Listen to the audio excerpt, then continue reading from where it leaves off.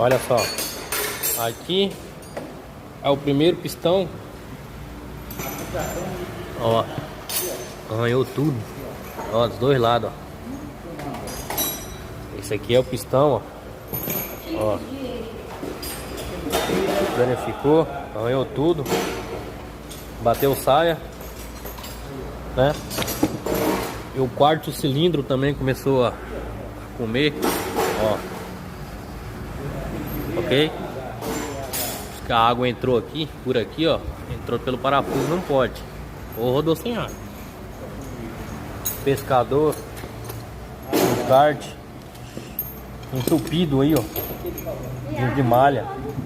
O cara não trocou óleo também, motor. É isso aí.